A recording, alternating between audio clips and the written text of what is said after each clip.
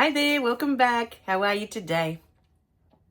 So in this beautiful video, we wanted to bring forward one more time. I don't think there's ever enough times to bring this forward. Take what resonates with you. Now, I know that many people, when they start with the channel, they'll start from that video and go forward. But many people don't go back to see what's already come through. And this is something that we bring forward a lot. Take what resonates with you. Now, everybody is here on their own unique path. Everybody. Every person that you see has a soul. Without exception. Every person. Behind every person there is a soul. And this soul has chosen what it wants to experience in this lifetime. And to awaken, for us, what it is to awaken is to realize this, that you are spirit in human form. You are a soul having a human experience. And to awaken is to begin to see your life through the eyes of your soul. To understand, oh, that experience. I see now why I had that experience. My soul wanted to know what that feels like. Wanted to gain the information from that. And from there, the soul grows in wisdom until the soul comes to this 3D reality. It has all the information of the universe, but that information is theory, concept. It comes here to turn that theory into knowing. You know, the other day, my daughter was asking me, hypothetical. We were laughing about this YouTube video that was so funny about the hypothetically, you know, is this little one. Was this YouTuber pretending to be a young one and then the parent, hypothetically, you know, and she was asking me, where does hypothetically come from, you know? And so we went to the word hypotheses, you know. I'm not sure if I've pronounced it properly, but hypotheses in science is something that's theory. I remember when I was doing science, you know, in uni and before uni, the last few years I was doing, we would play with that, hypotheses, and then hypotheses. Not sure. You could, well, you can't kind of tell me in the comments, but I'll look it up later. Anyway, the word, I'll put it up here, but everyone knows what the word is. It's theory. And the point of science is to prove this theory. Make it knowledge that yes, that is. Yes, it works. Yes, it happens. Yes, that is, you know, or no, that's not possible. You know, science is there to prove that yes, it is possible, or no, it's not possible. And so, you know, that turns the theory into knowing, into knowledge. But this is what the soul is doing here. And for us, you know, the most beautiful analogy that we've been given is a recipe book, a cookbook. So imagine that you have all the cookbooks that have ever been created in a library in your house. You have every single cookbook. It'll probably take up a few rooms, but okay, you have this huge house. And you have about 5 rooms that are filled with all the cookbooks that have ever been created, recipe books. Every single recipe that has ever been created for all time, you have them in your library. This is your soul. And then your soul picks up one of those recipe books. And it opens to a page. And say this page is a cake of some kind. Let's call it a cheesecake, lemon cheesecake, just to pick one. The soul goes, oh, lemon cheesecake. And it has a picture there. It has everything, the whole description of how to create this recipe. And it has lots of photos. But to the soul, to you as a human, as you're looking at it, if you just open up a recipe book and you look at that, It looks good. It looks amazing, actually. Great. But it's just theory. And then the soul comes here to Earth to have this human experience. And it takes that recipe book to a kitchen, pulls out all the ingredients, and creates that lemon cheesecake.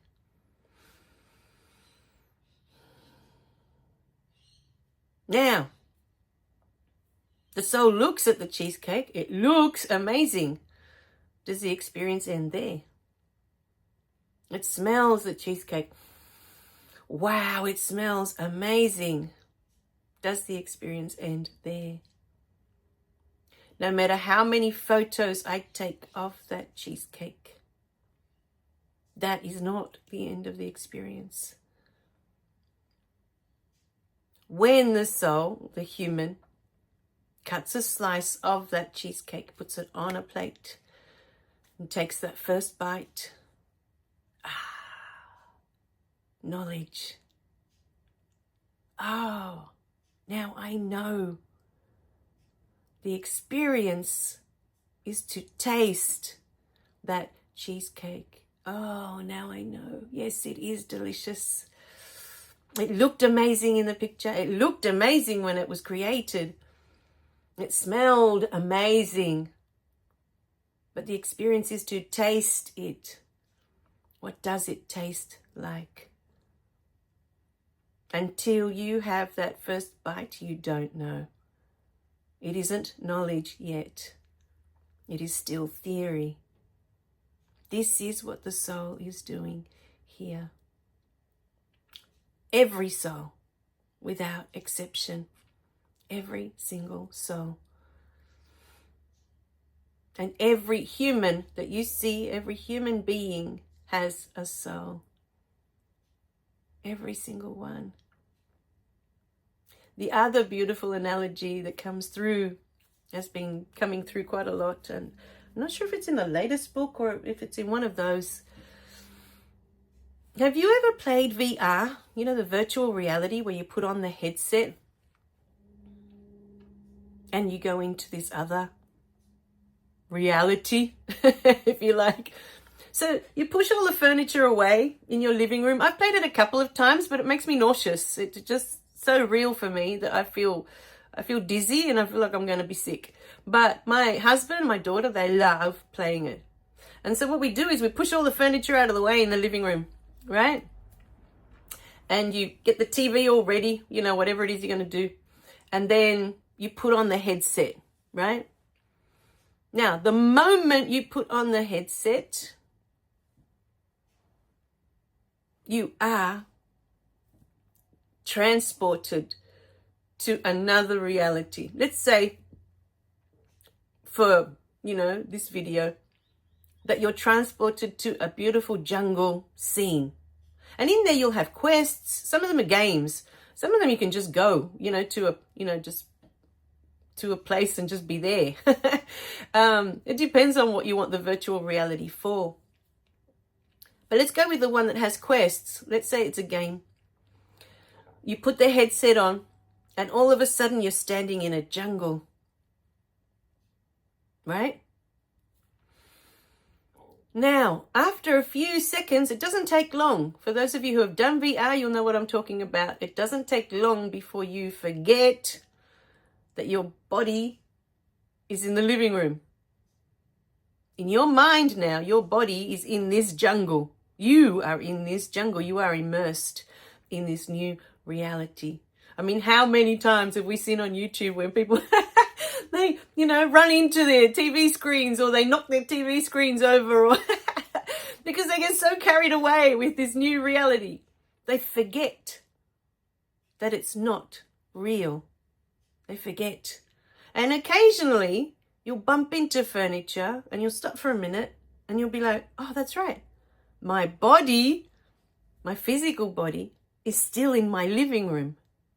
But 2 seconds later, you're back in that jungle and off you go. You've forgotten that your physical body is not in this jungle.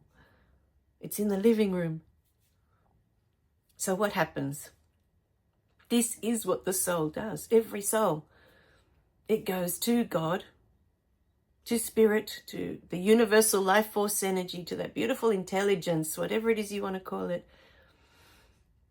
And it says to that intelligence, out of all of the theory that it has, all those books, the libraries and libraries and libraries of books with theories in them, concepts, I want to go to earth and I want to have this experience. It says to spirit. And to spirit, it's all a yes. There are no judgments. Spirit is unconditional love. It doesn't have any judgment of, oh no, don't do that, that's bad, or don't do that, that's wrong. To spirit and to the soul, it wants to explore, it wants to discover, what does that feel like? What does that taste like? What does that smell like? What does that look like? It wants to know the experience. Know from experience, not from concept and theory. So your beautiful soul, with the blessing from spirit, puts on this virtual reality headset. And in this virtual reality headset, it is on earth now. It is being born now. It is going through its childhood, through its adult years. And because of this headset, it forgets that it's connected to spirit. It never left. So every soul comes here with a purpose of what it wants to experience. It has chosen. It already knows before it comes, this is what I want to experience. And with each experience, it expands. And so does spirit, because it's all connected. So, my beautiful beings, each soul has its own path, and no two paths are the same. My path is completely different to my husband's, and different again to my daughter's, different to my parents, different to my neighbors, different to yours.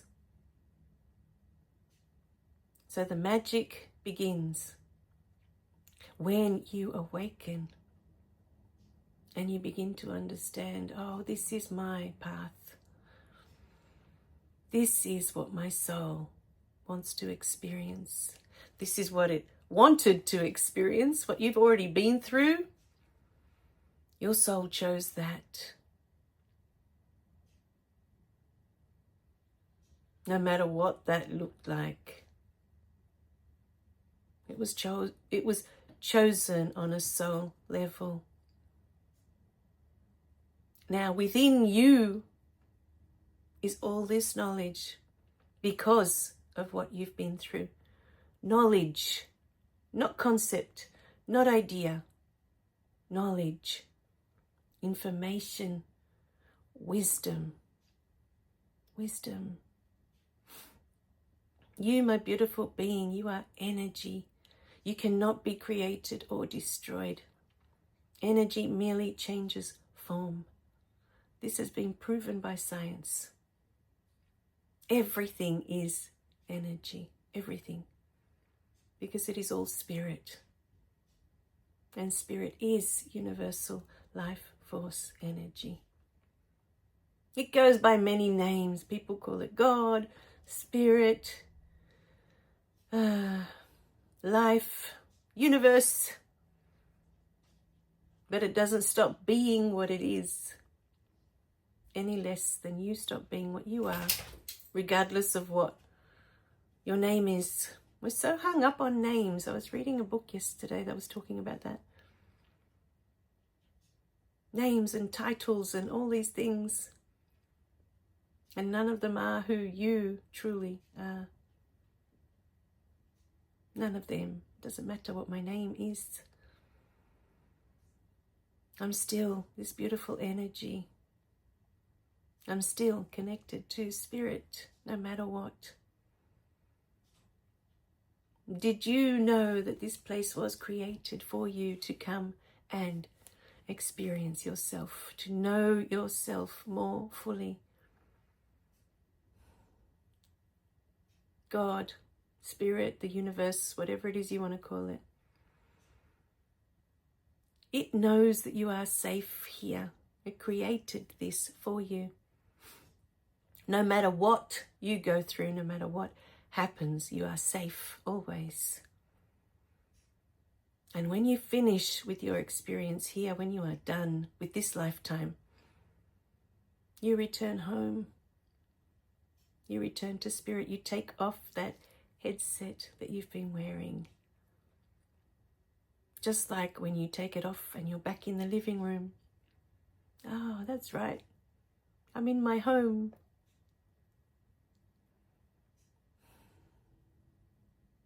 And from there you choose whether you want to come back and do it all over again. But know that each lifetime is like a snowflake. It only happens once. It is unique. Perhaps in the next lifetime you don't have the same partner. Perhaps in the next lifetime you don't have your children. You don't have the same parents.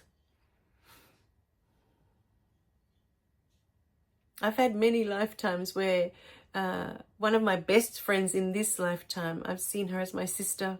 And that's why I realized, that's why I feel so close to her. You know, there's people, sometimes you feel you've known them your whole life, or you feel this connection, this closeness, and you can't explain it. It's because you've had many, many lifetimes of coming here and having experiences over and over. And you play different roles for each other. In some, you may be siblings. In some, you may be the parent. They may be the child. So, my beautiful beings, know in your heart that your path is unique to you. And that's why we always, always suggest that you take what resonates with you. If you are listening to something, you are watching something, and it doesn't feel right. If we're talking about spirit guides, for example, and to you, spirit guides don't exist. I don't believe in that. You sit there and that's what you say, that's what you think. Then that is not for your path, and that is okay. It's not meant for everybody. My husband doesn't believe in any of it. He doesn't believe in angels. He doesn't believe in spirit guides. And that's okay. That's his path. That's his human experience. It's not for me to interfere and to spend all day trying to convince him that, yes, they do exist. They're there whether we believe in them or not. Just like the air that you breathe in every day. You don't need to believe in that air for you to breathe it in. It's there. And so are these beautiful spiritual beings. But that's just one example. Another may be past lifetimes. You know, for me, for a long time, I didn't believe in them until I had my first one. And then it was like, whoa, this stuff is real. So if we're talking about things, or even if it's just one thing we are talking about and it just doesn't resonate, it doesn't feel right to you, or you don't believe in that and you're saying, nah, you know, that's not for me, then it's not for you. It's not for your path. Trust it. Trust your heart. When it says, oh, this resonates with me, then follow that. That is for your path. When you feel within you that doesn't feel right, then it's not for your path. Your heart is your guide. Don't think to yourself, oh, I should be believing that that exists to make it real. It doesn't work that way. I didn't believe in spirit guides before. It kind of just happened. You know, after I went through my whole forgiveness process and I was able to let all of that go, all of it, my energy became so much lighter. And my energy was then free from all of that to be able to focus on other things that I didn't even know were possible. So sometimes at the moment you would say, oh, it doesn't resonate because it's not right for you right now. It doesn't mean that it won't be later on. But if you're feeling in this moment a strong yes, that it definitely resonates, then it's on your path for a reason. This information is here for you at this time, in this moment, for a reason. There is something here that is for you, that is for your path. All right, my beautiful beings. So always, always take what resonates. We love you guys so much. Remember to click like and subscribe so you don't miss any of the messages. We love you. Bye for now.